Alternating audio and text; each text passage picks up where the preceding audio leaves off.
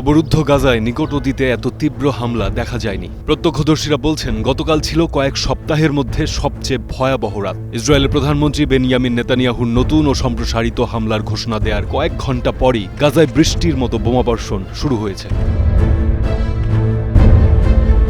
Israeli tank ও যুদ্ধ বিমান একযোগে হামলা চালিয়েছে গাজা সিটির পূর্বাঞ্চল সাবরা, জৈতুন ও সুজাইয়া এলাকায়। বাসিন্দারা প্রাণ বাঁচাতে ঘরবাড়ি ছেড়ে উপত্যকার পশ্চিম দিকে সরে যেতে বাধ্য হচ্ছেন। ইসরায়েলি সেনারা দাবি করেছে তারা ওই এলাকায় হামাসের যোদ্ধাদের লক্ষ্য করে আর্টিলারি হামলা চালিয়েছে।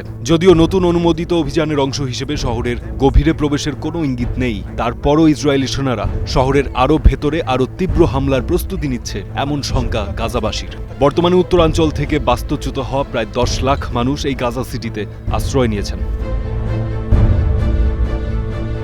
রোববার নেতানিয়াহু ঘোষণা দেন তিনি সেনাদের দ্রুত গাজা সিটি নিয়ন্ত্রণ নেয়ার নির্দেশ দিয়েছেন। তার ভাষায় গাজা সিটি হামাসের সন্ত্রাসের রাজধানী। তিনি আরও ইঙ্গিত দিয়েছেন মধ্য গাজার উপকূলীয় এলাকাও হতে পারে পরবর্তী লক্ষ্য। নতুন এই পরিকল্পনা আন্তর্জাতিক মহলে উদ্বেগ তৈরি করেছে। ফরাসি প্রেসিডেন্ট ইমানুয়েল ম্যাক্রো একে অভূতপূর্ব বিপর্যয়ের সতর্ক সংকেত হিসেবে উল্লেখ করেছেন। জার্মানি ঘোষণা করেছে গাজায় ব্যবহারযোগ্য সামরিক সরঞ্জাম ইসরায়েলের রপ্তানি বন্ধ করবে। যুক্তরাজ্য সহ ইউরোপের আরও কয়েকটি দেশ ইসরায়েলকে অভিযান বাড়ানোর সিদ্ধান্ত পুনর্বিবেচনার আহ্বান জানিয়েছে।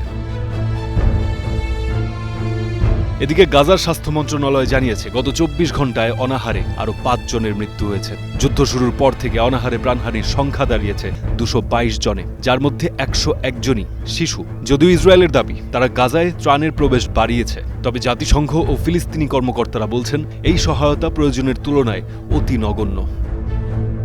ফারদিন খান, স্টার নিউজ।